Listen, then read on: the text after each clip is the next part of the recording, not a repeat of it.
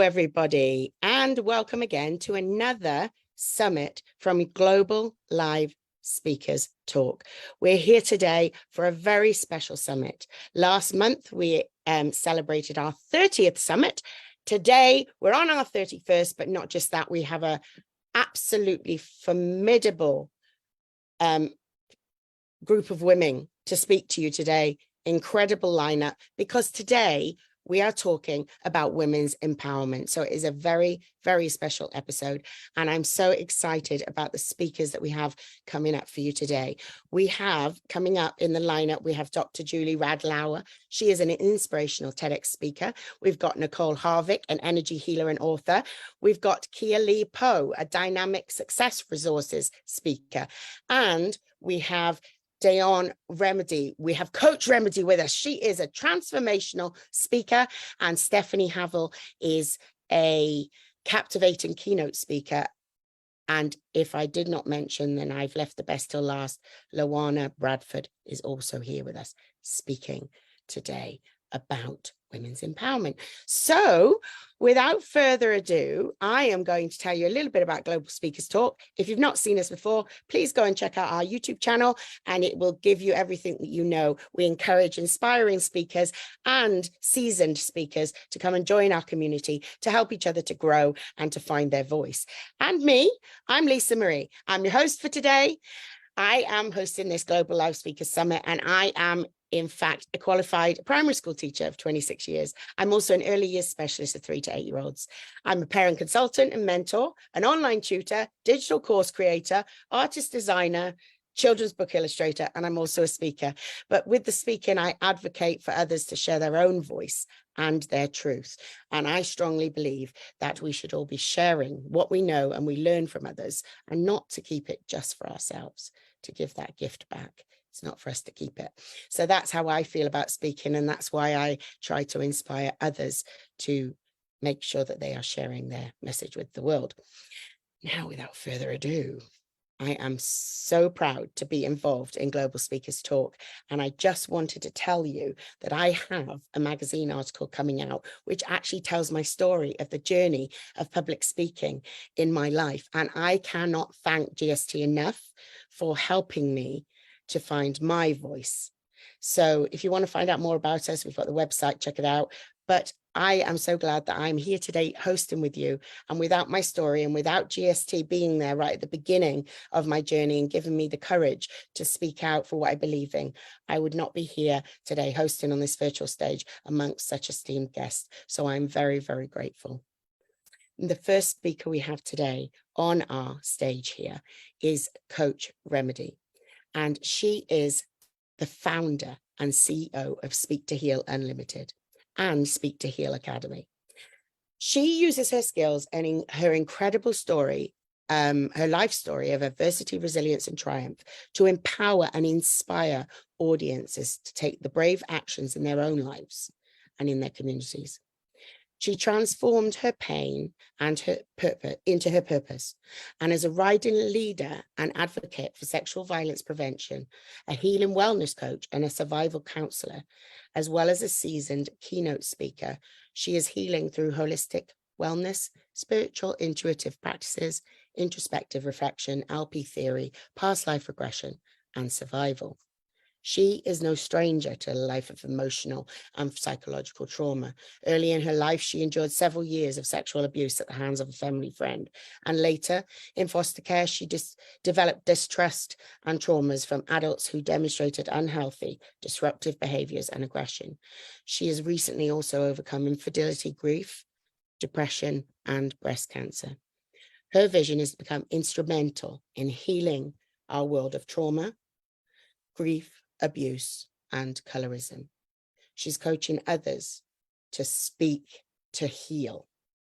Please give a hearty welcome today to Coach Remmidy, an inspirational woman known for her great sense of humor, vocal talents, and positive outlook on life. Welcome, Coach, to the stage. Good morning, everyone. It's an honor to stand before you today and talk about a topic that's both timely and timeless: women empowerment and gender equality. Women have been fighting for their rights for decades, their voices and their places in society. Despite significant progress, our work is far from over. Today, we stand together in solidarity to celebrate the achievements of women across the globe, to recognize their challenges that still lie ahead, and come together as a community to make positive change. So put on your scuba gear and let's dive in. I am Coach Remmidy, the confidence instigator and an international transformational speaker. I am honored to inspire and motivate individuals to take action towards creating a more equal and just world for women. During my conversations with my great-grandmother, who has passed on, she passed away last year at 101 years old. She grew up during a time when women's voices were unappreciated and they were silenced. She expressed the plight of her ancestors. She spoke about racism, maternal mortality, and how women were taught to suffer in silence. Despite the many women who were silenced, there are so many, like the women who stand on this stage next to me, who decided to use their voice to speak up and advocate for justice and fight vigorously for those who have been victimized. As we celebrate the achievements of women and recognize the challenges that still lie ahead, I believe it's important to acknowledge the historical context that has led us to where we are today. Women have been fighting for their rights for centuries, and we owe it to our ancestors to continue this fight until we find true equality and it is achieved across the world. One of the biggest challenges that women still face today is the gender pay gap. It is unacceptable that women are still being paid less than men for doing the same job. This is not something that only affects women's financial stability, but it also perpetuates the idea that women are worse than men. It is time for companies and organizations to prioritize pay equity and take concrete steps towards closing the gap. Another issue that affects women disproportionately is maternal mortality. It is unacceptable that women are still dying from preventable causes related to pregnancy and childbirth. We need to prioritize maternal health and ensure that all women have access to quality health care. Throughout pregnancy, postpartum, through depression, mental health, through domestic violence, through breast cancer, through all of the things that women endure on a daily basis. Furthermore, we need to address the issues of violence against women. For centuries, women have had to fight oppressors and individuals who have silenced our voice. It's alarming that 1 in 3 women worldwide experience physical and sexual violence in their lifetime. We need to create a culture where violence against women is not tolerated and survivors are supported and believed. You see, I know this plight oh so well because I'm a survivor of childhood sexual abuse and domestic violence. I'm an advocate for those who seek opportunities to speak up for themselves because these opportunities were stolen at the hands of their oppressors. I vowed that I would survive the horrific events in my past and that I would continue to empower women to use their voices and advocate for those who cannot advocate for themselves. Women have the power to affect change, but they need to be given the opportunity and the platform to do so. But what I say to you is that if that table is not there for you, create the table. If the doors are not opening and you're not invited in, create your own rooms. Create your own rooms where you can invite those in whose voices matter. As we continue to work towards achieving gender equality, there are a few important key points that I'd like to address. Education is key. One of the most important factors in achieving gender equality is education. By educating both men and women about the importance of gender equality, we can help break down barriers and promote a more inclusive society. Additionally, providing women with access to education can help empower them and give them the tools they need to succeed. See, the only way that we're going to achieve this is by collaborating with one another, trusting each other's voices, giving each other an opportunity to speak in each other's rooms. Achieving gender equality is not something that can be accomplished by one person or one organization alone. It requires collaboration and cooperation from all members of society. By working together towards a common goal, we can create a more equal and just world for all. Representation matters. It's important for women to see themselves represented in all areas of society, from politics to media to the workplace. By promoting diversity and inclusivity, we create a society where everyone feels valued and empowered. But it's not just about women. Achieving gender equality is not just about empowering women. It's about creating a society where everyone has the opportunities to thrive. By promoting gender equality, we can create a more just and equitable world for everyone. As we continue to make progress towards this goal, let's remember to keep these important points in mind and work together to create a more inclusive and just society for all. Women's empowerment and gender equality are not just buzzwords. We don't just say them because they sound good. They are essential for creating a more just and equal world for us all. Let's continue to work together to fight for gender equality, empower women to be the agents of change in communities and beyond. In conclusion, achieving gender equality is a goal that requires dedication, collaboration, and the willingness to work towards a better future. Women should be provided with equal opportunities for education. Women should be paid equally for the same job as their male counterparts. Women should be given equal leadership opportunities in all spheres of their life. Women in leadership roles can serve as role models for those little girls who look into the mirror and say, I can, I matter, my voice will make a difference. I remember being a little girl and watching one of my favorite shows, and I speak about this often. It was called Romper Room. The host would look in the mirror every single day and she would call out all these names. And I remember feeling unimportant and unvalued because my name was never called. So I vow for you to stand up and let people know what your name is, so they can call on your name. They can look forward to hearing your voice.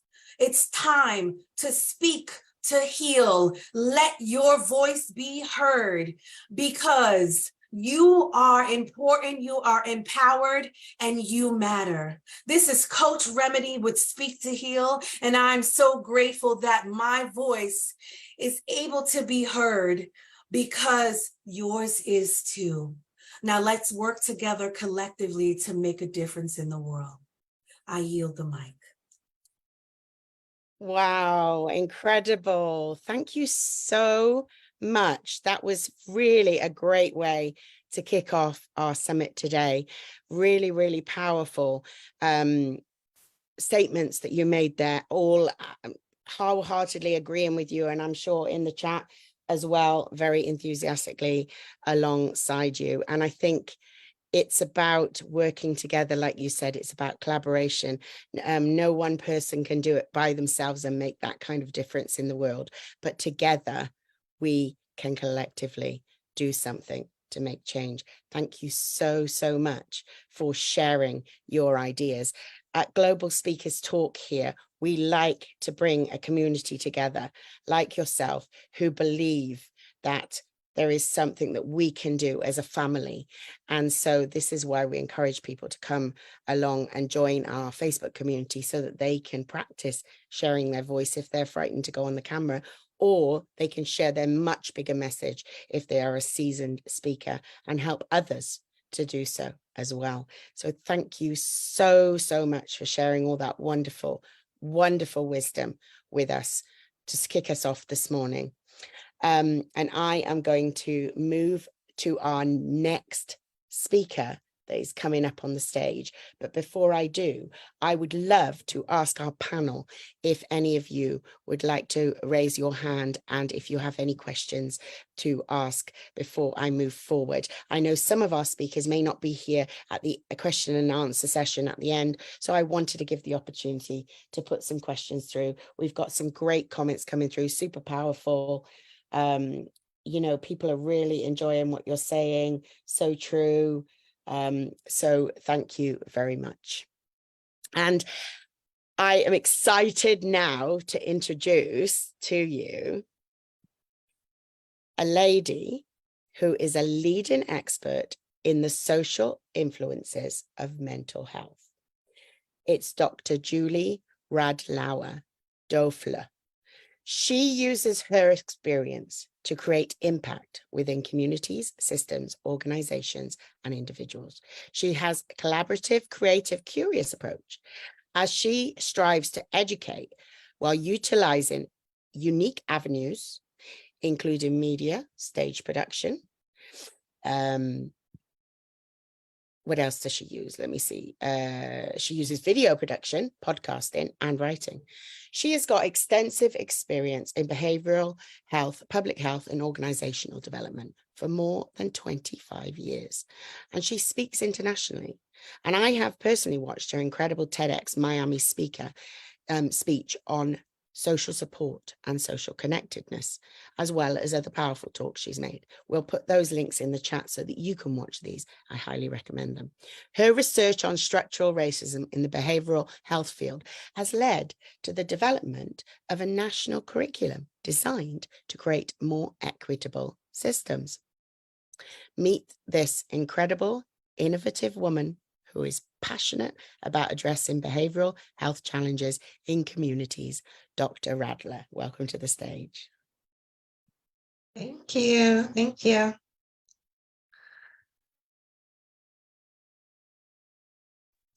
Seeing the Barbie movie. Honestly, I was resistant at first. I'm not going to lie. I was one of those little girls that used to cut Barbie's hair. It's a little ironic, isn't it? Well, if you haven't seen the movie, there's a scene in the movie where one of the characters, played by America Ferrera, talks about the complexity of being a woman. And I'm going to read it so I get it right because it's a little bit long. But she says, it's literally impossible to be a woman. Like, we have to always be extraordinary, but somehow we're always doing it wrong. You have to be thin, but not too thin. And you can never say you want to be thin. You have to say you want to be healthy, but you also have to be thin. You have to have money, but you can't ask for money because that's crass. You have to be a boss, but you can't be mean. You have to lead, but you can't squash other people's ideas. You're supposed to love being a mother, but don't talk about your kids all the time. You have to be a career woman, but also always looking out for other people. You have to answer for men's bad behavior, which is insane. But if you point it out, you're accused of complaining. You're supposed to stay pretty for men, but not so pretty that you tempt them too much, or you threaten other women because you're supposed to be part of a sisterhood. But always stand out and always be grateful. But never forget the system is rigged. So find a way to acknowledge, but also always be grateful. You have to never get old, never be rude, never show off, never be selfish, never fall down, never fail, never show fear, never get out of line. It's too hard. It's too contradictory. And nobody gives you a medal and says thank you. And it turns out, in fact, it's not only that you're doing everything wrong, but also everything is your fault. I'm just so tired of watching myself and every single other woman tie herself up into knots so that people will like us. So there. That's a whole lot right there, right? I can't take credit for that, but I do think it's really important that we recognize the stress. I'm here today to talk to you about gender inequality, to talk about how it impacts women's mental health. And let's be clear, if women are impacted, so are their children, as well as others around them. Because really, we're just that powerful, right? When something impacts us, it impacts everybody else around us. However, according to the United Nations, a recent analysis of 114 countries found that women's power and freedom to make choices and seize opportunities remains largely restricted. And in fact, low women's empowerment and large gender gaps are actually pretty commonplace. The study results show that globally, women achieve only 60% of our full potential, and we achieve only 72% of what men achieve across key important dimensions like health, education, inclusion, decision-making, and violence against women. The study reflects that a 28% gender gap and highlights that more than 90% of the world's female population, which is 3.1 billion women and girls, live in countries characterized by deficits in women's empowerment and large gender gaps. So let's be clear, we're not only talking about underdeveloped countries, as this analysis included some of the world's wealthiest countries. And further, according to the World Economic Forum, achieving gender equality and parity in the workplace will take 132 years to reach. This is not a new problem. Throughout history, women have struggled against gender-based discrimination, unequal pay, limited access to education, underrepresentation in leadership roles. These challenges create stress in women and result in decreased mental health functioning. When women constantly face barriers and biases, it can lead to feelings of stress, anxiety, and depression. So what are the top 5 inequities that potentially create mental health challenges for women? Well, 1, education. As Coach Remmidy said, education is really important. It's cornerstone to personal and societal development, yet gender-based educational inequities persist in many parts of the world. When girls are denied access to quality education, their self-worth is compromised. A lack of educational opportunities limits the prospects and contributes to a cycle of negative thoughts and low self-esteem. The resulting frustration and sense of powerlessness can take a toll on girls' mental health, leading to anxiety and depression. You can see how in countries like Afghanistan, where one of the first things that the Taliban did in 2021 when they overtook the country was decrease access to education for girls.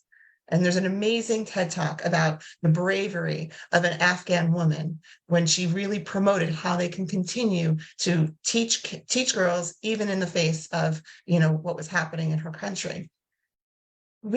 How can we ever achieve equity without access to education? And it happens in first world countries too. It just looks a little differently. Maybe it looks like girls taking care of their younger siblings rather than attending to their schoolwork after school. This burden typically falls on females rather than males. The second is workplace inequities and stress. Unequal opportunities in the workplace are another facet of gender inequity that impacts people's mental health. The gender pay gap, the scarcity of women in leadership positions, the workplace discrimination all contribute to added stress for women.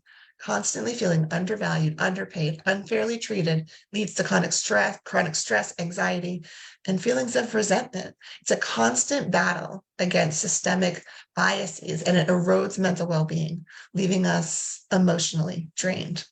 My good friend, Galia Gishan of Down to Earth Finance, an organization dedicated to empowering women to take control of their finances, teaches her clients to assess their strengths and write down the good things that they contribute in the workplace every day before they go and ask for equity. When you see it on paper, you realize you're worth it and you deserve it. And in fact, Margot Robbie, who played Barbie in the Barbie movie, was actually paid the same salary as Ken, which doesn't seem right considering she was the lead. However, she did also make ridiculous money because she was one of the producers. So we have that. The third way that inequities impact our mental health is through something called the double burden or burnout. And so the societal expectation for women to juggle both work and caregiving responsibilities places a huge burden on women. This double burden of working full time while having domestic need, taking care of domestic needs leads to burnout. If anybody here has ever had mommy guilt, we're constantly feeling torn between competing responsibilities and societal expectations, which leads to exhaustion, heightened stress, and feelings of guilt. And the lack of a support system further impacts women's mental health. MIMSTEM of Global Women for Wellbeing, an organization that focuses on the caregiving it inequitably impacts women in the workplace, speaks about the power of three. And that when looking to create equity in the workspace, it takes three women to accomplish the goal and actualize change. One woman can be ignored. With two women, when the first woman's ignored, the second one has her back. But when there's three of us, we have each other's backs and we can push through to actualize the change. When you have a support system of others, that's a protective factor to experiencing mental health conditions.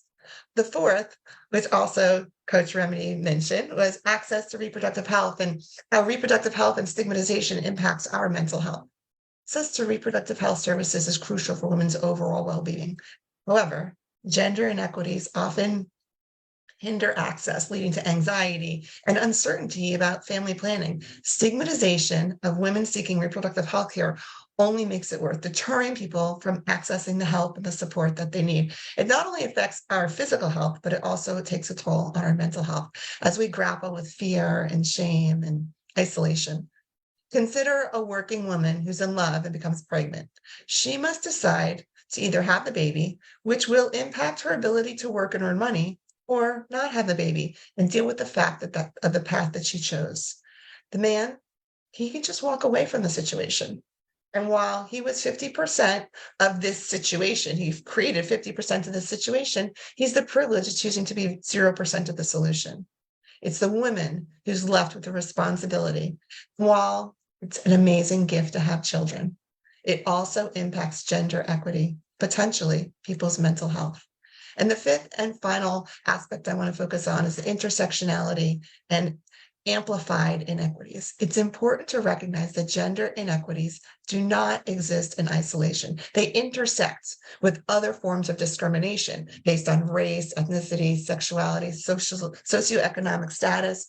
Women from marginalized groups face compounded disparities that significantly impact their mental health. These intersections magnify feelings of exclusion, isolation, injustice, leading to anxiety, depression, and trauma. Women empowerment summits are an amazing way for women to lift each other up. It's important to have allies in the process, which sometimes can be men, but in the end, for emotional support, there's no substitute for somebody who's been there, done that. So, what are we going to do about it? Well, when given the opportunity, we must challenge these harmful norms. We can also advocate for policy changes at the organizational and global level, and most importantly, provide accessible mental health support for women through formal and informal avenues. Empowering women means recognizing our rights, valuing our contributions, and acknowledging the importance of our mental health. By working towards gender equity, we not only improve the lives of women, but also contribute to a more harmonious, just, and mentally healthy society for everyone. I know it seems daunting, like we have a lot of work to do, but we can each try to do our part through small, incremental, everyday actions, and collectively, we can change the narrative on mental health. My good friend says, be the kind of woman that fixes another woman's crown. And I wholeheartedly believe in this. We are the ones that are going to make this change. We shouldn't wait for somebody else to prioritize it. It's on us because we're the ones that are going to get it done. So, never in a million years did I think that the Barbie movie would be such a win for women. But in fact, it's the highest grossing domestic earner, surpassing Batman, the previous record holder. So, how does the movie end? It's not a male-dominated world. It's not a female-dominated world. The movie ends with Barbie understanding the complexity of being a woman and taking control of her life, her physical body, and thus her mental health. Thank you. Absolutely incredible. Well done. I'm going to actually echo Coach Remmidy's words she wrote in the chat. I absolutely love it. And I felt very much like that as I was listening to you. Thanks again. A very, very powerful speech about the importance of us being collectively working together and doing our own little part. There's always something we can do. I love the way that you talked about the most important job, in my opinion, in the whole world, which is raising children. I believe is one of the hardest jobs and one of the most rewarding jobs and one of the most important jobs. And I think the points that you made about that were extremely, you did it extremely eloquently, and they're so powerful. We have to remember to fix someone else's crown. I absolutely love that. And also those words that you used hit me, you know, the fear, the shame, the guilt, because nobody should be feeling that way. And what I loved was the whole message about the Barbie film. My goodness, all of those amazing stats. You know, I know so much, but I had no idea it did better than Batman. I think that was amazing. But also, I love that she was the producer too. That is great. And that she did get an equal salary with other actors, even though she did more. It was very, very interesting, a very powerful talk. Thank you so much, Dr. Julie, for everything that you shared with us today. And has anybody on the panel got any questions they just want to ask quickly before I just check in the chat and see? I know that people have really been enjoying all the information that's coming through, all the wisdom that you're able to share with us, which has been fabulous so far. And we will have a Q&A and a little discussion at the end. But Nicole says, wonderful message, Julie. Absolutely, 100%. So without further ado, I'm actually going to move now to our next speaker coming on our stage, our third speaker this afternoon. And this is an incredible lady who is an ambassador of powerful affirmations. And she's recently collaborated and co-authored an Amazon best-selling book about overcoming objections and breaking through limiting self-beliefs with a God-centered life. She is Stefani Havel, and she has a proven mindset system which transforms audiences and helps them to break through their limiting self-beliefs by learning to take actions, overcome self-doubt, and enable change within. Stefani is a master and visionary leader in workplace communication. She helps to unlock true potential through powerful communication strategies and creates connected, engaged, and thriving workforce.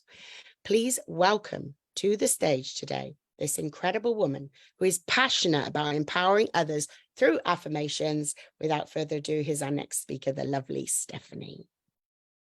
Thank you. Well, I just have to say it's already on fire with Coach Remmidy and Dr. Julie. Just amazing stuff. Thank you so much for sharing. I'm excited to be here. So, you know, the greatest discovery of all time, this is a quote by Oprah Winfrey, is that a person can change their future by merely changing their attitude.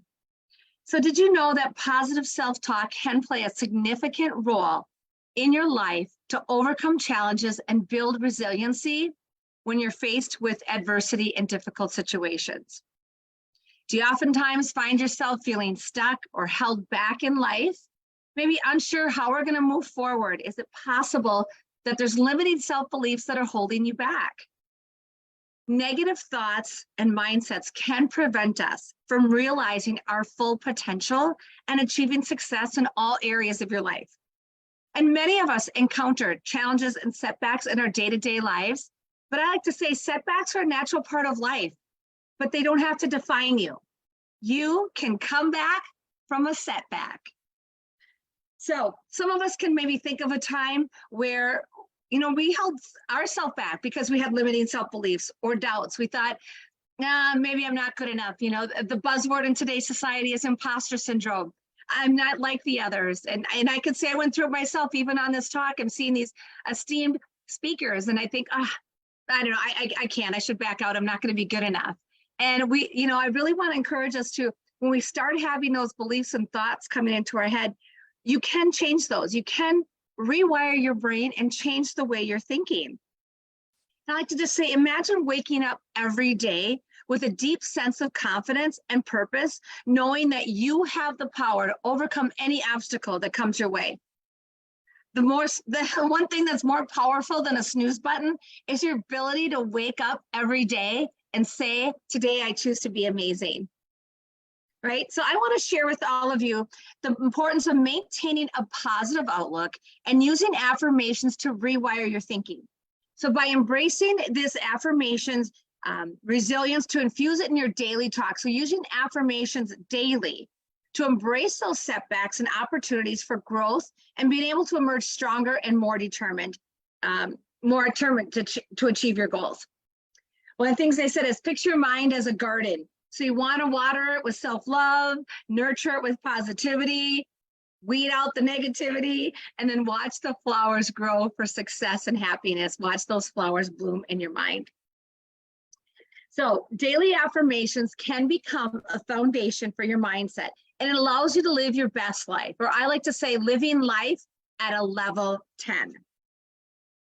There's also a concept called neuroplasticity. Now, neuroplasticity has been around for over 70 years, but it's really come to light most recently. And it's the science behind the brain's ability to change and adapt throughout our lives.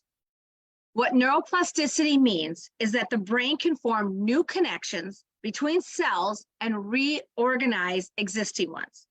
This ability allows us to learn new things, develop new skills, and even recover from brain injuries. So oftentimes people say, they can't change the way they're thinking. This is what happens to me. The science of neuroplasticity is a fact that you can rewire by repetitive positive words and talking to yourself. You can rewire those thinking. And I was really fascinated by this study, and it's why I just wanted to show that it has the power to shape our minds through our beliefs and our behaviors. And knowing that you can change your brain, you can actively engage in activities, which I'm going to share with you here in just a moment, about affirmations and learning a new skill to practice affirmations to cultivate healthy habits.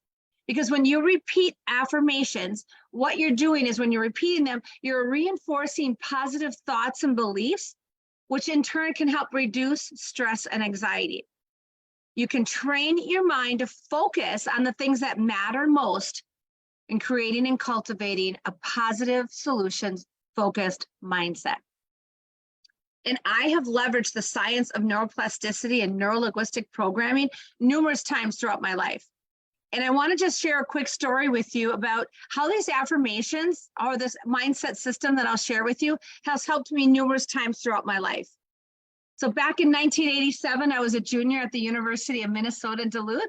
I was a junior in college studying public relations and communications. And I was at a really great point in my life where I was on the university dance team. I was dating the rising star of the hockey team. And I came from a really great family, and my life, I was in just a really good place.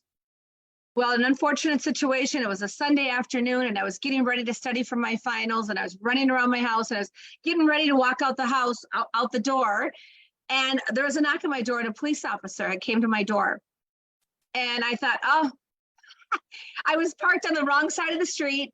And if you've ever been to Minnesota in the United States in the middle of winter, there's about 20 feet of snow and you're not supposed to park in certain areas. Well, I was just parked there quickly because I was going to be leaving. So I thought, oh, he's coming here to tell me he's going to tow my car and I'm parked illegally. And so I started explaining to him, okay, I'm moving my car, this and that. And he said, no, I have a message for you. Your father's been trying to get a hold of you and your landline has been busy. And I thought, oh, okay, this is so much like my dad, right? He is helping me with my college education, so he does have an invested interest in it. So he has to send in the police to make sure that I'm studying for my finals. Well, I grabbed the phone number from the police officer and called it. And, hi, Pops, this is Steffi. Yes, I'm studying. It's all good. And there was a silence on the end of the phone. And I said, Pops, are you there? What's up? And he said, Steffi, your mama died today. Mama died today. I dropped the phone and I was in utter shock. What do you mean? Did you mean my grandma, my mom's mom? Because I knew she had recently been admitted to the hospital. And he said, no, Caroline, your mom. And I thought, how could this happen? I just literally talked to her on the phone 2 nights ago. I was just home 2 weekends ago. I was hanging out with her at home. It was unfortunate at the age of 48 years old, my mother had passed away in her sleep. And I share this story with you about the power because it was a time of significant grief and just deep grief and overwhelming sadness in my life. And I didn't know how I was going to be able to press on. My mom and I were very close. That was my world. And as I was home, I went home. So I went home and, there was the funeral proceedings and everything. And there's a lot of people. I come from a very close-knit family, a very God-centered family, and people were there to lift you up and support you. But after a while, then life goes on. And so it was one morning, it happened 8 days later. And this is where, my affirmation system comes in. As I noticed my dad in the kitchen and he was getting ready and he was packing up his lunch in his bag and he was going back to work. I said, where are you going? What are you doing? He said, well, I'm going back to work and I want to know when you are going back to school. So, you go back to school. Are you kidding me? Mom just died 8 days ago. I'm not going anywhere. I just want to lay in bed and pull the covers over my head and do nothing. And he said, honey, I get that. I'm overwhelmed with grief and sadness, but the sun rises and the sun sets every single day.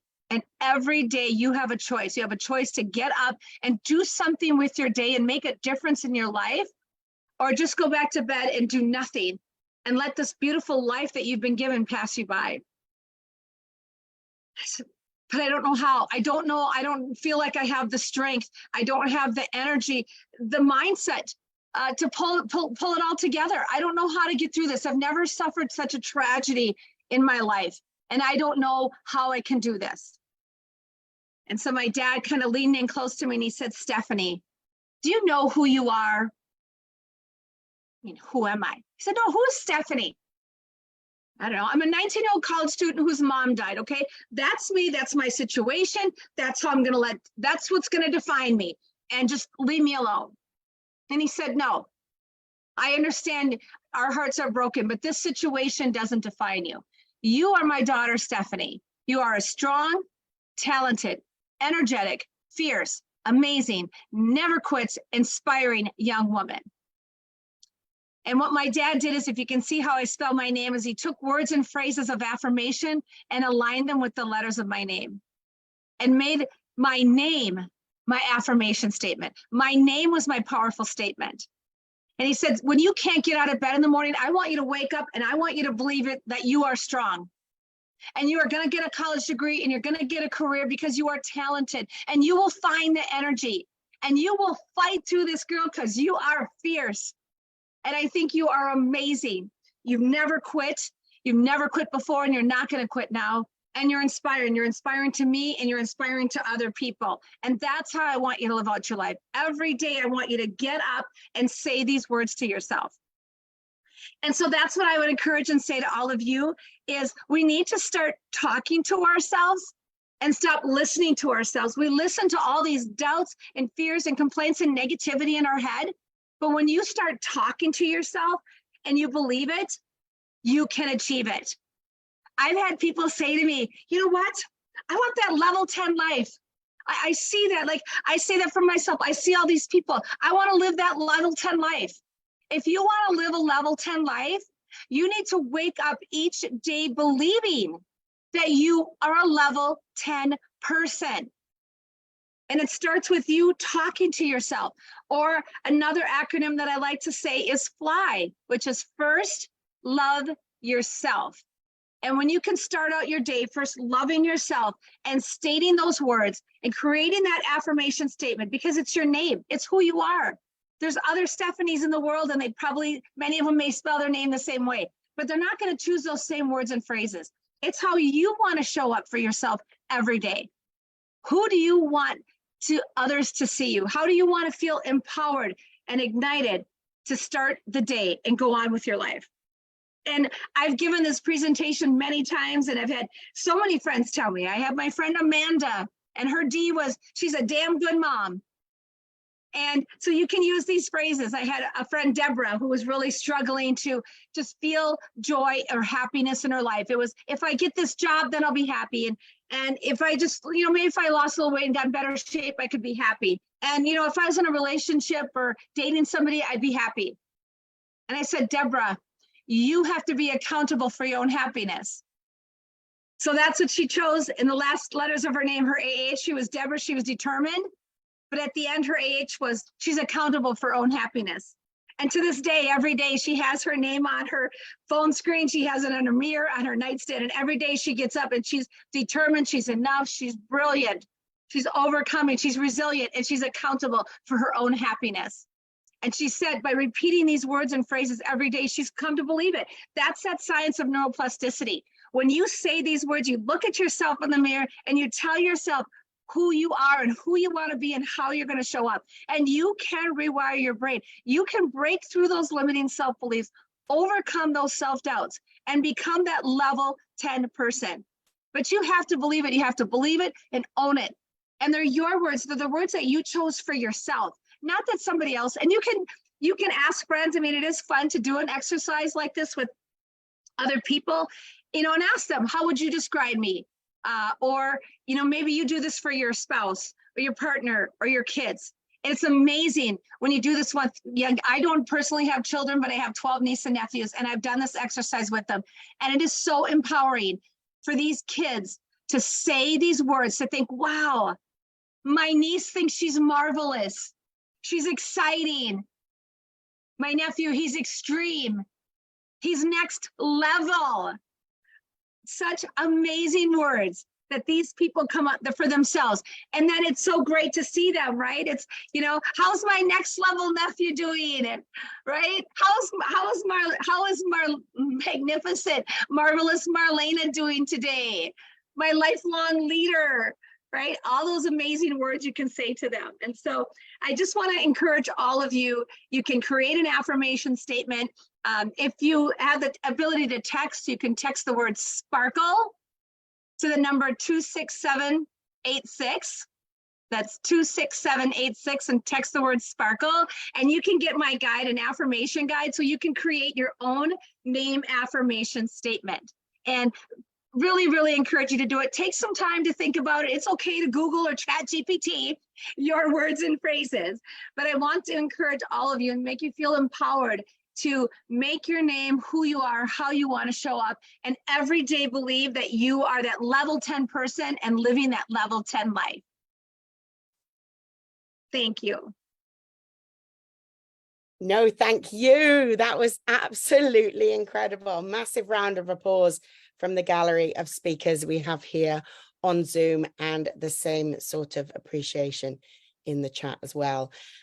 Level 10.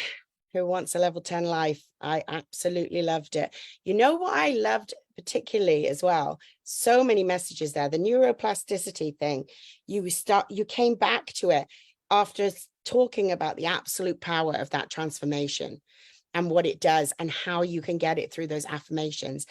The acronym idea, I think, is just phenomenal. And I can see that working for, like you say, children. So for me as a teacher and an educator, I'm like, I need to put this in my little bag of tricks. Thank you very much, Stephanie, because that is brilliant for every young little person and big person in the world to have one of those, I think. And I just loved it. And what I liked as well is the idea that you said about reaching out and doing it with other people, making it fun, finding out what they think about you. Sometimes that's an education in itself, isn't it, ladies, to find out what others feel about you. And sometimes we're so hard on ourselves that we don't even know all of those amazing things that we can uncover. And when we speak to others, we'll get there. So I absolutely loved the whole idea that you gave of cultivating this wonderful mindset, this positive mindset, because that is what is going to empower us women to make a difference for other women in this world and to stand up for what we believe in. Yes. Just fantastic. Thank you. Well, I think, just one thing too is that's what I feel like is so many women and men. I mean, there's a lot of us that struggle. And that's why I love using your name, because it really forces you to come up with a word. Sometimes people I can't really think of anything like, okay, I have good hair, or, I'm smart, I guess. But when you have to use those words and phrases, it really forces you, the letters of your name, it really forces you. And you can use it in any situations. A quick story, and then I'll wrap it up. But I use this when I'm working out, and I'm at my gym, and I'm like, I'm strong, I'm tough, I'm enough. Now, sometimes I've said I'm fat, but I mean to say I'm fit. So I say I'm strong, I'm tough, I'm enough.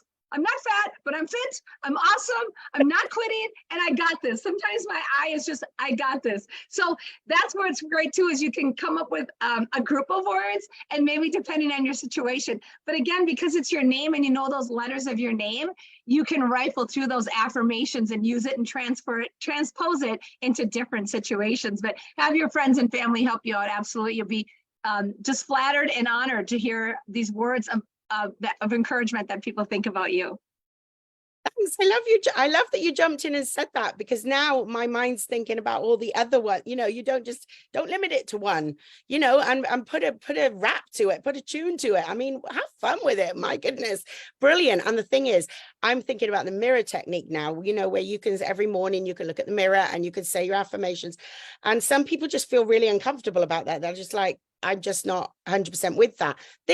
Everyone could feel comfortable about singing their own signature, tune to yourself. I mean, it might work for people who can't do other things, or they feel, oh, I can't really say it. I'm not saying it with conviction, but with it's your name, and it's going to be automatic, and it's going to keep coming. I think that's a really brilliant idea to share with everyone. Thank you.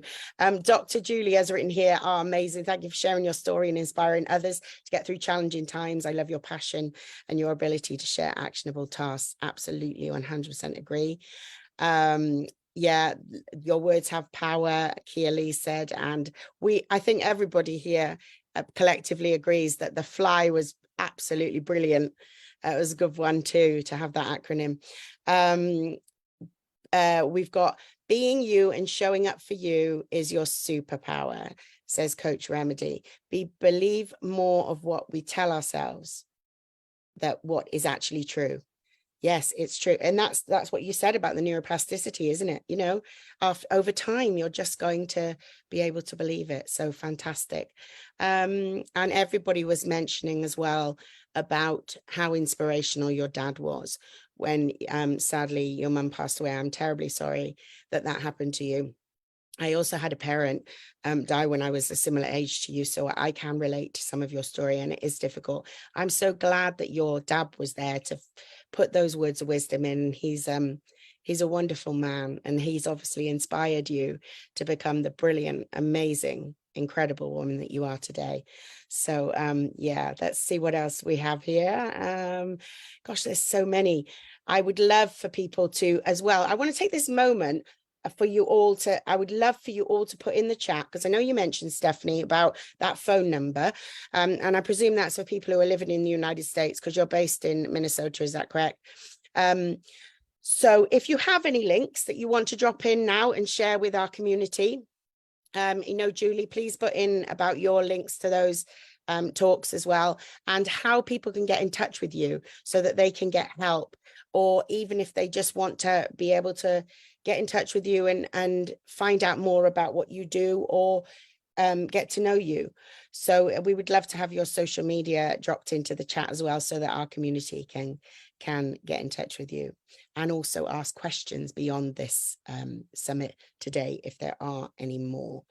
Okay, if you could put it into the Facebook chat, that would be absolutely fantastic, which is on the Global Speakers Talk page. And you can do it at the end after we finish the summit, because the replay will go up immediately afterwards. I want to take this quick moment just to switch gears a moment and just remind everybody that Global Speakers Talk is here for you to share your voice with everybody through our YouTube channel. We do a Global Speakers Talk live where you can come on, and over 10-15 minutes, you can share your message to everybody, a lot like our speakers have today on today's summit.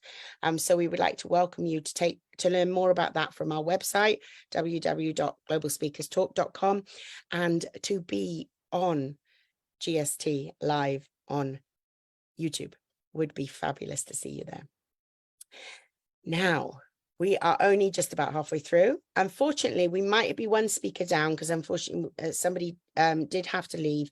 We're hoping that she will return, so I will keep you posted about that. But for now, we have got our very next speaker who's coming up to the stage, and I am so proud to welcome Nicole to the stage next. And Nicole is known as the forgiveness expert and quantum energy healer. And she is also an author. Her mission is to assist people from all walks of life to identify and release the negative emotions that are stuck inside their body, which cause them sickness and emotional pain.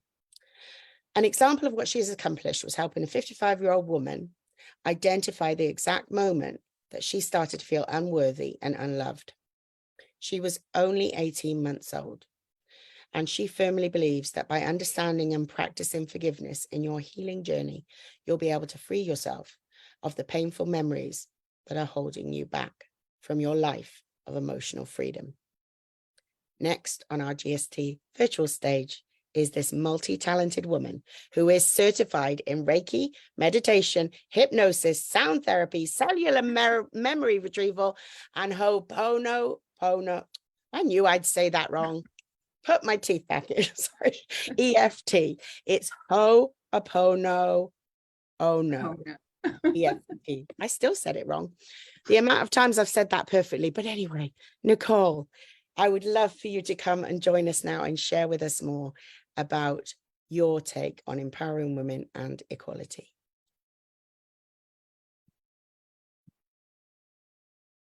Can you hear me? Okay. My name's Nicole Harvick, and I am known as the forgiveness expert. And I just want to thank you, Lisa Marie, for having me here today. And, you know, I think forgiveness is so misunderstood. So what I want to talk about today is my journey of forgiveness. And my catalyst was divorce. And I know divorce is very, very common. But the way I found out was very, very uncommon. And I found out from my 6th grader, my 11-year-old daughter, whose iPod Touch was synced with her dad's iPhone. And she happened to be in California, and she called me and she says really quietly, Mom, she says, I think Dad has a girlfriend. And I'm like, babe, why do you think that? And she told me, she says, well, I'm getting all of these messages on my iPod Touch. She says, and there's also pictures. And I asked her if she could send those to me. And what came across my phone were sex, texts, pictures, and I'm just going to say it. They were very, very vile things that were going on. And so, of course, I was shocked. I was angry. I was enraged. And I just couldn't believe that this was going on. So the way she found out compounded everything in my life at that exact moment. And as I was trying to process everything, it was just so hard for me to understand why he did that, why that got to my daughter. And as I kept going along this road, I started making myself sick. And I started feeling all these feelings inside of me, and I couldn't control it. And what I realized is the reason I couldn't control it is because I wasn't really dealing with it. But what happened was I started getting sick and my hair started falling out. I started scratching my skin until I would bleed. It was absolutely devastating for me. And I really didn't know what to do, but I knew I was getting sick and I knew I needed to handle this. So during this time, I found out that my mother had breast cancer. And she and my dad, they had been divorced for about 25 years. And through this whole 25 years, she always told me, I forgive your dad. He didn't really know what he was doing. I'm not gonna carry that in my body. I release it. But she would always bring this up. And my dad lived in California and I was in Arizona at the time. And anytime my dad would come to visit me, I noticed that my mom would make her way there. She always wanted to be over there or to be in his vicinity, if you will. and she would follow him around and kind of goad him into confrontation. And I didn't really understand that until this happened. And she died on January 3rd of 2015. But a few days prior to that, and I'm going to say it was about 4 days before she passed away, she looked at me and she says, you know, she says, he slept with all my friends. He slept with all my friends. And while I was aware that this was the part of the problem, I had to separate it as he was a very good dad. He just was not a good husband. But when I look back, I realized that this story, I had no idea it was actually going to become my catalyst for change. Because what I realized in that moment is 4 days before my mom died, she hadn't forgiven him. Because when you forgive someone, you release it, you let it go, and you take that journey of healing to get that memory, that grief, whatever you're holding in there, out of your body, and then it's gone. She carried that to her grave with her. And it was that exact moment that what I understood is I was not going to let a man, my husband, if you will, take my life. I had 2 daughters watching me, and that was really my epiphany in that moment that things had to change for me. So it's going to sound like I'm digressing, but everything will play into my forgiveness journey. My daughters and I decided to take a trip to Hawaii. We were going to the Big Island. And before I go any place, I have spirit guides that I tap into. You know, they'll tell me certain things to say to be safe, to surround myself in a bubble. And this time it was really strange because what they told me was to feed the stray. And I thought, feed the stray? In my mind, a stray was going to be a dog, because I always helped dogs that were strays. We'd go feed them, we'd pick them up, we'd take them to places where they would be safe. So the whole trip, I was looking around. I always carried dog food with me or dog treats with me. And I was looking around for a dog, and nothing seemed right. So on one of those days, my daughters and I decided that we were going to climb the mountain, Kilauea there. And it's an active volcano. And so we knew it was going to be half a day trip. And what we did is we took food with us and we started out on our journey. And so maybe a mile into our journey, I started crossing this. It was really scary. This bridge was over a ravine, and it was just these slats, and it was like a rope bridge. And about halfway through, I heard my guide say, make an offering to the island. And I know to do what my guides tell me because they've never led me astray. So I had some sandwiches in there. So I took out a sandwich and I threw half of it into this deep ravine. And then I continued walking. And as I continued walking about maybe another half mile, I heard this rustling in the foliage. And I looked over, and you know how, if you've been to Hawaii, you know it's very dense. There's foliage everywhere. Well, I saw that some movement, and I looked down, and there was this little bird that was in the foliage, and it started hopping towards me. And as I looked, it had one talon that had been mangled somehow. It could only hop on its 3 legs. And I heard, "This is your stray." And so I actually had pictures of my daughter bending down to feed the stray. And it was the strangest looking little bird with red eyes, but it ate right out of her hand. So we kept walking, and I didn't think much about that. And we continued our trip. But when I got back home, and I always know to pay attention to what's going on in my life, I kept seeing this strange word. And this strange word was ho'oponopono. And I had never heard this word before, but I saw it in magazines. I saw it in books. You know, I'm on social media. So all of a sudden it's on Facebook, it's on Instagram. And I'm kind of baffled by this. It was like, what do I do with this? Where is this going? But I knew you better find out what that means. So I went looking, I went researching, and most of you know, some of you know, some of you don't know. Ho'oponopono is an ancient Hawaiian forgiveness method. 4 statements. I love you, I'm sorry, please forgive me, and thank you.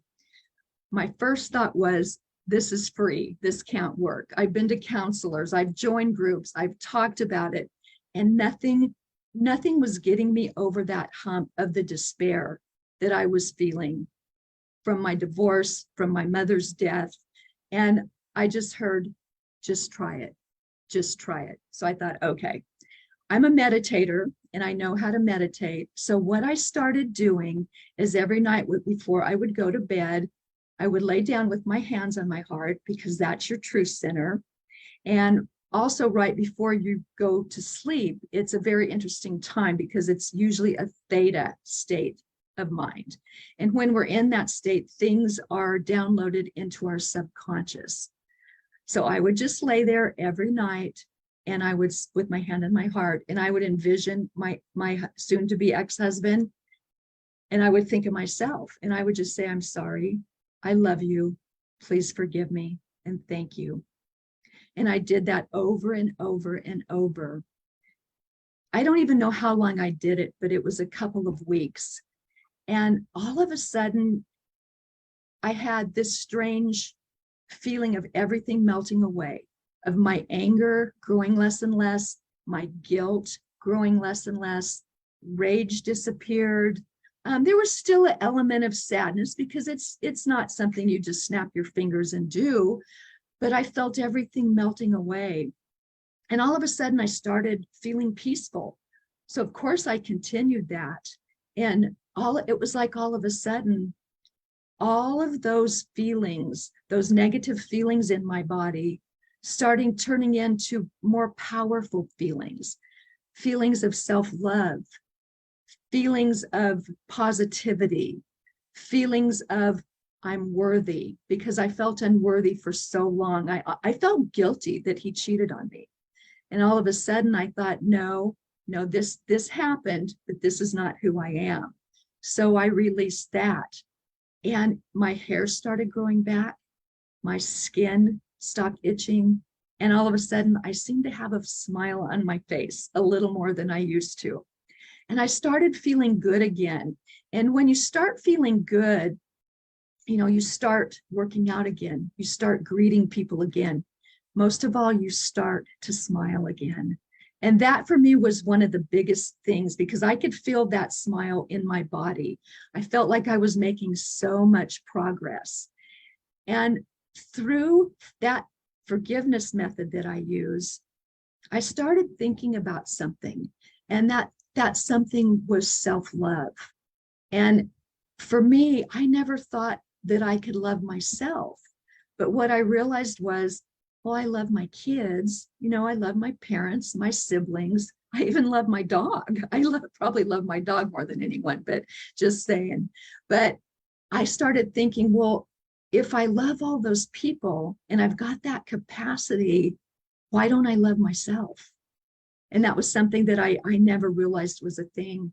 And so I started doing a lot of mirror work, and I would look in the mirror and I'd meet my own eyes. And it was hard at first because I thought, is this weird? Is this a thing? And I just started repeating it over and over. I love you, Nicole. You're an amazing person. You're a kind person.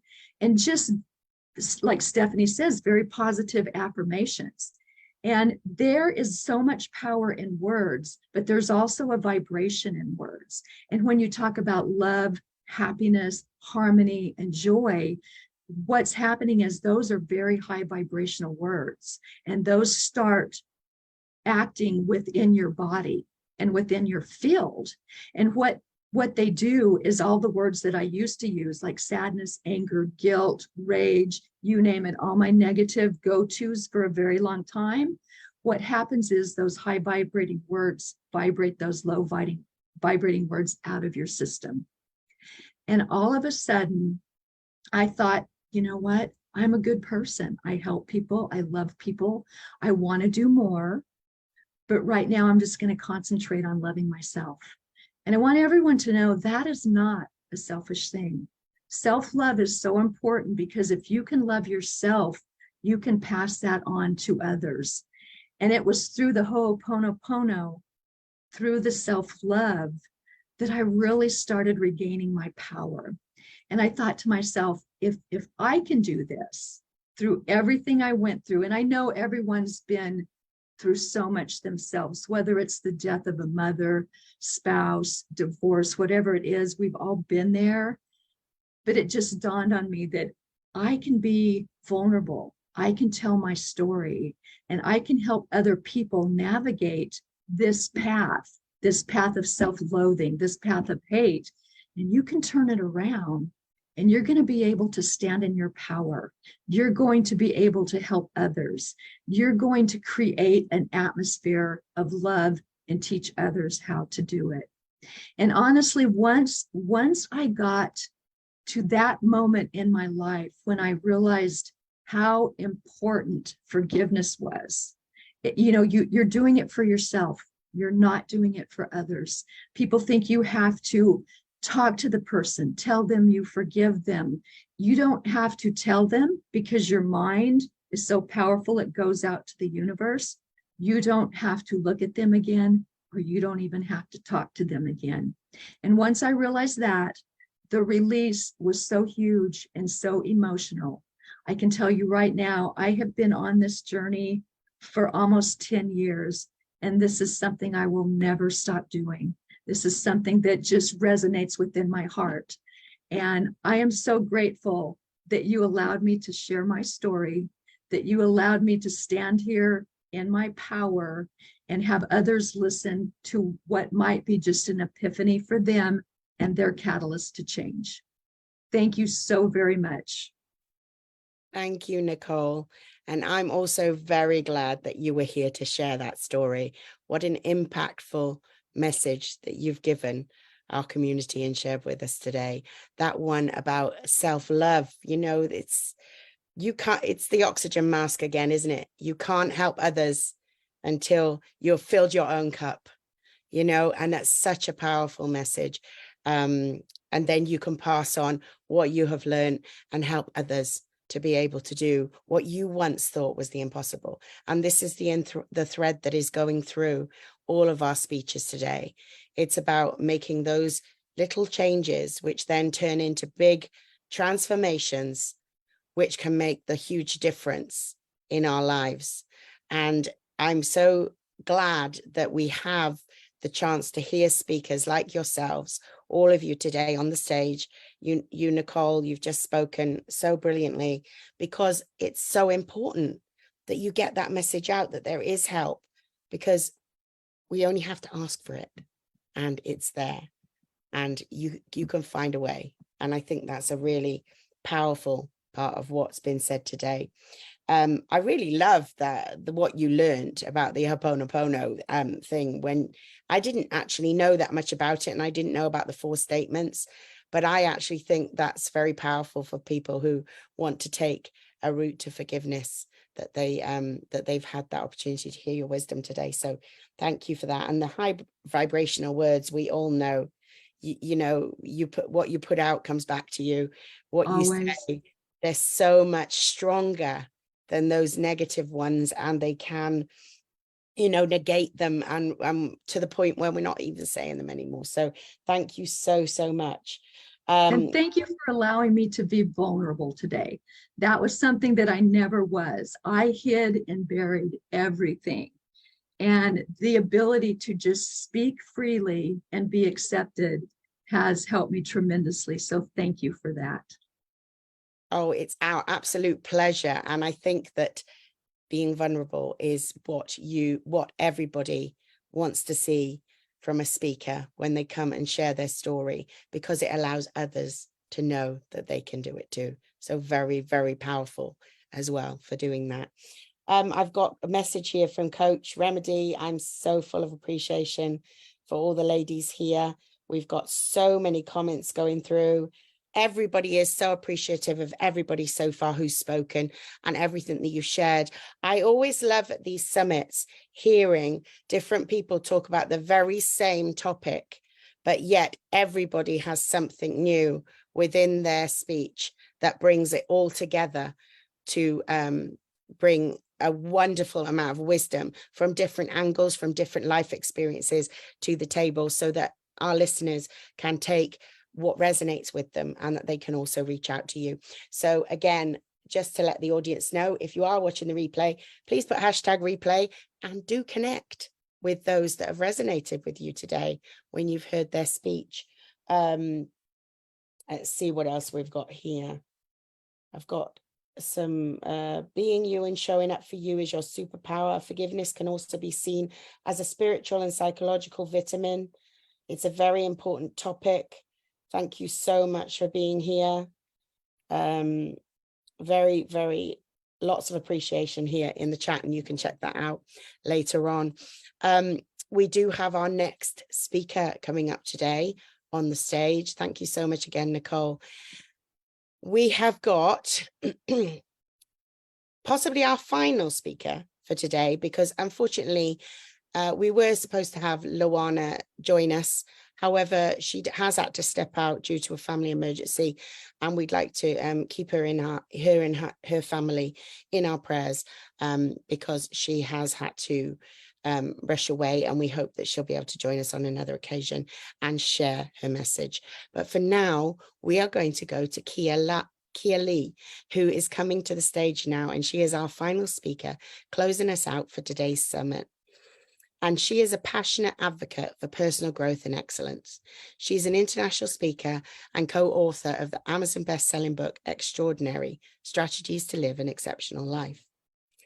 Kia Lee is also a sought-after trainer for school programs, a translator for a listed company, and an active volunteer.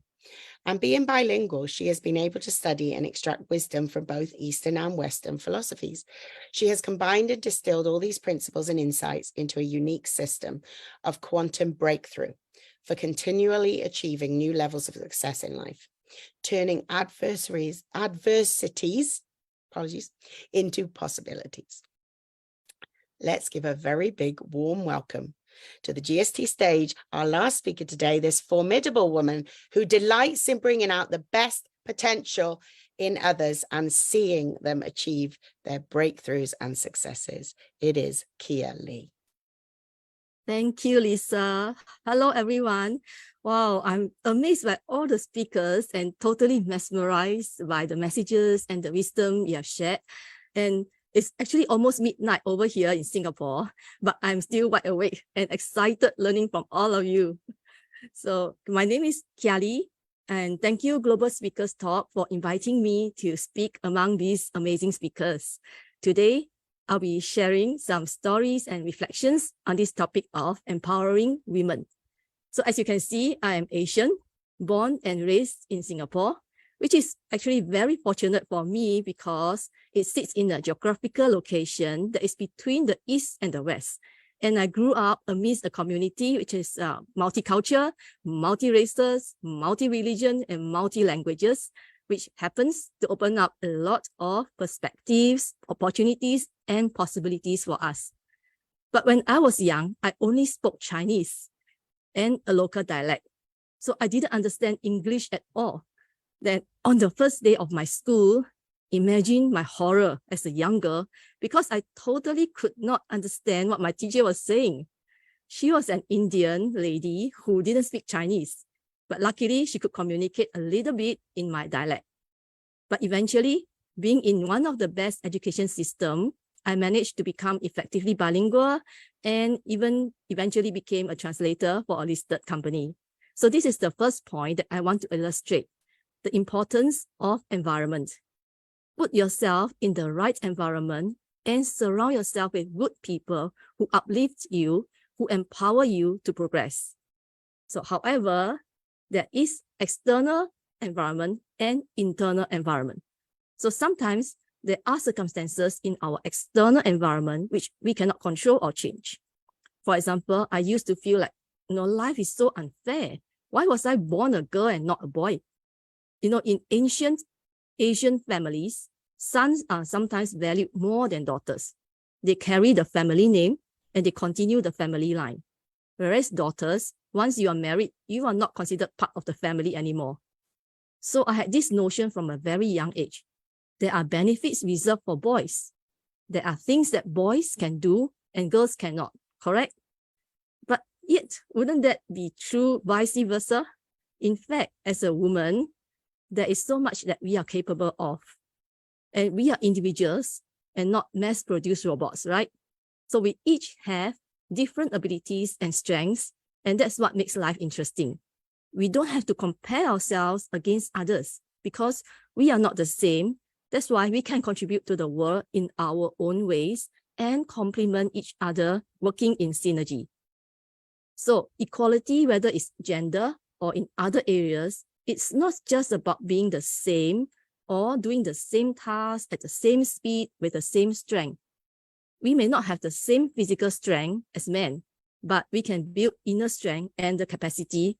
And imagine the labor that we go through when we give birth to a child. That's the pain that many men cannot go through. We can endure more.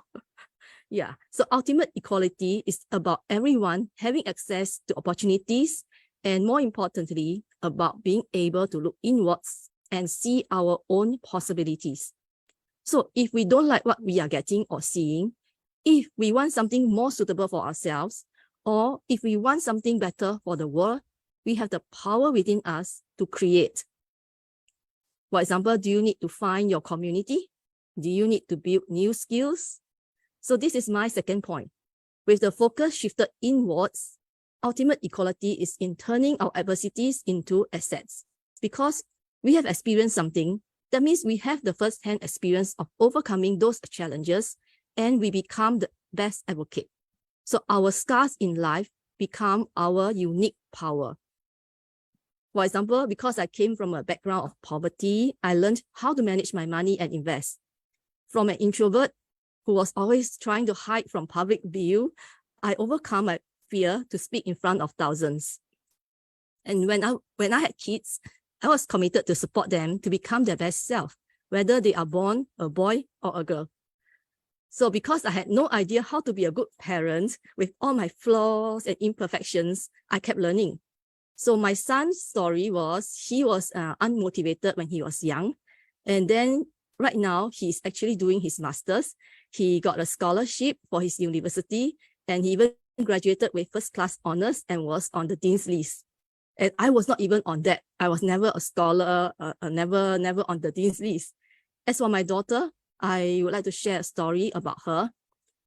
When she was 6 years old, one day she woke up with a huge lump on her forehead.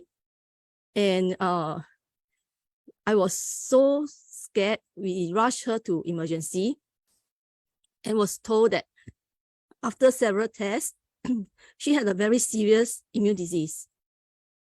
And she had to be hospitalized for 3 days every month, over 6 months. So during that time, it was a very difficult period for us. I could see her pain, her struggles. But then once when she could swallow her medicine, because she was so young, she didn't know how to swallow her medicines, the pills.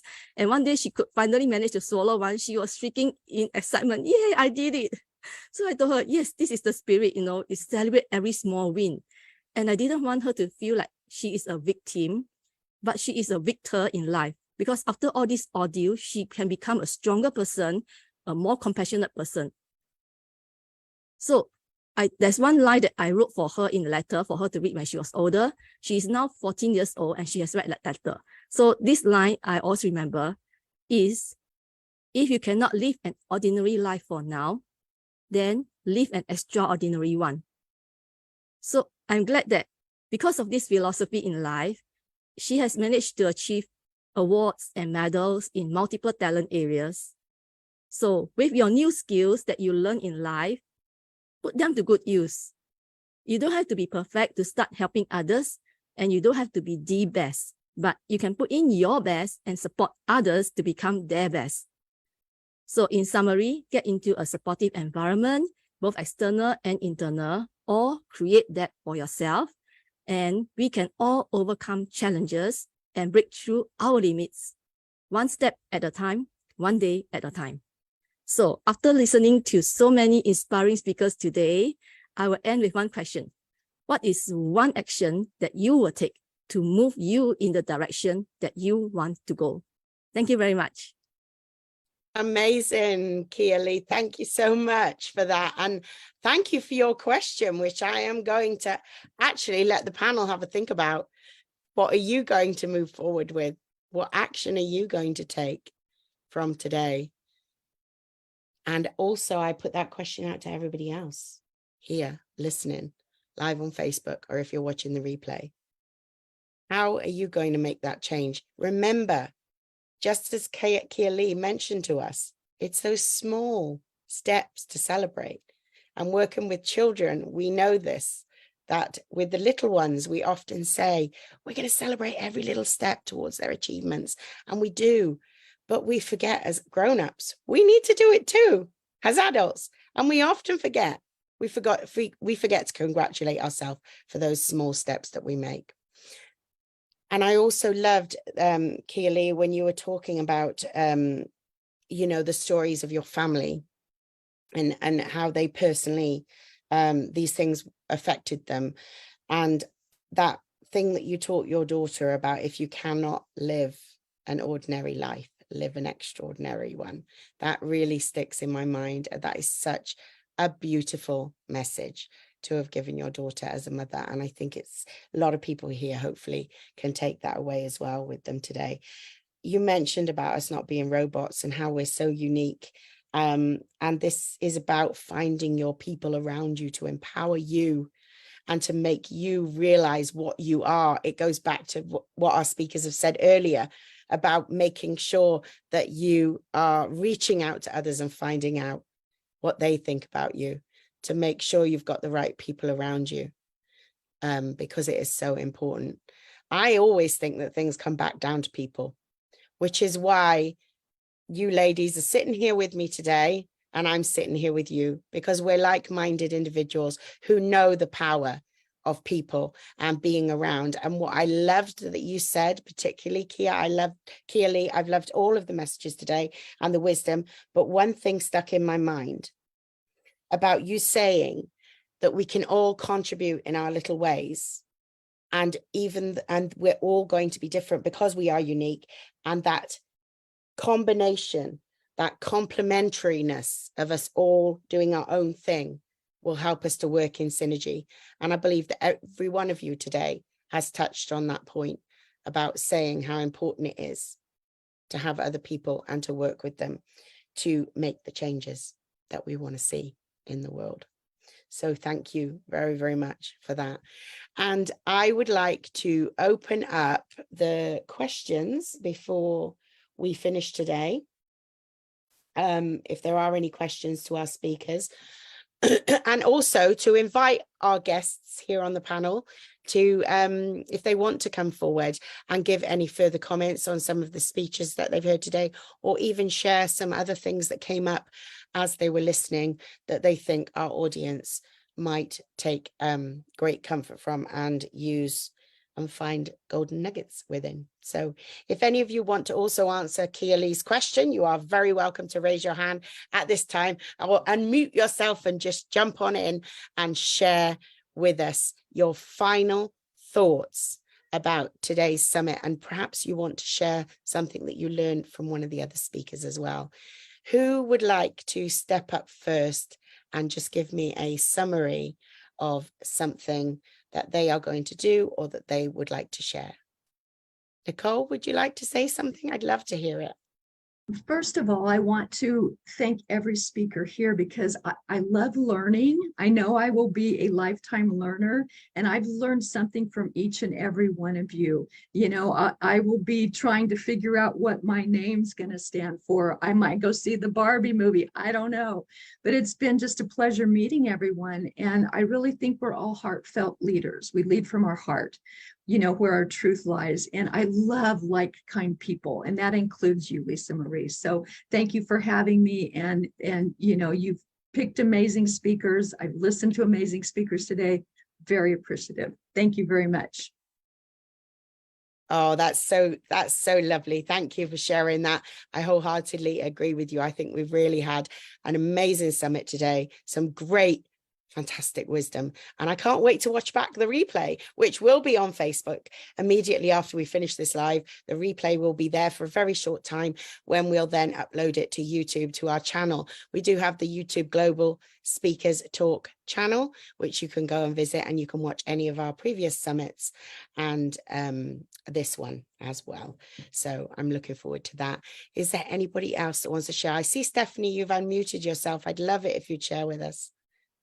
Yeah, well, I think I just resonate, with what Nicole said. It just, the topic, the women's empowerment, with all of you ladies, I loved it, because I think it just goes to show we all, just physically look at all of our differences, right? And our messages, but that overarching theme is that an empowerment, and we are good enough. And there is ways, whether it's, just celebrating those little wins, to the affirmations, the belief in it. It's just, again, encourage it. I want to go back and listen, because I was taking notes, and then somebody says something, it's like, oh yeah, that's good. And then my mind starts going and thinking about somebody else. So I just love it that you can hear from all across the world, a message, but really we're all united together in women and how we feel. And we want to just empower other people. Like, what am I going to do as well? Like what Nicole said, is I just want to continue to speak my message. I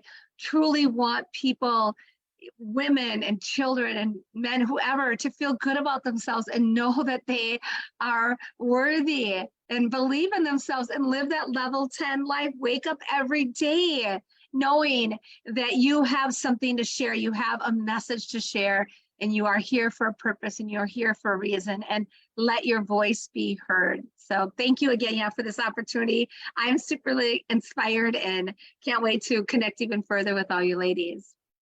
That's brilliant. Thank you for that. I just knew that you were going to share something again to the conversation, which people can take away.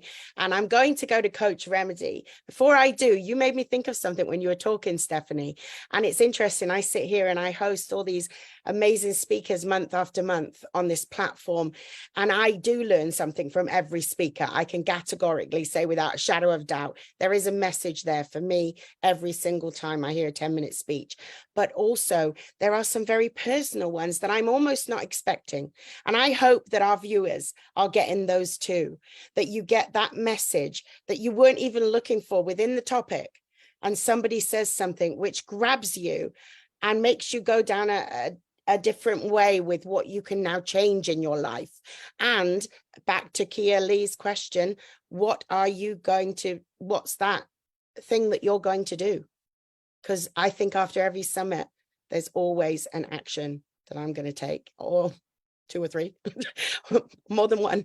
So Coach Remmidy, I'd love for you to join us on the stage and share with us. So I just want to add this to all the little girls and all of the women out there. You are strong, you are capable, and powerful beyond measure. You have the ability to achieve anything you set your mind to.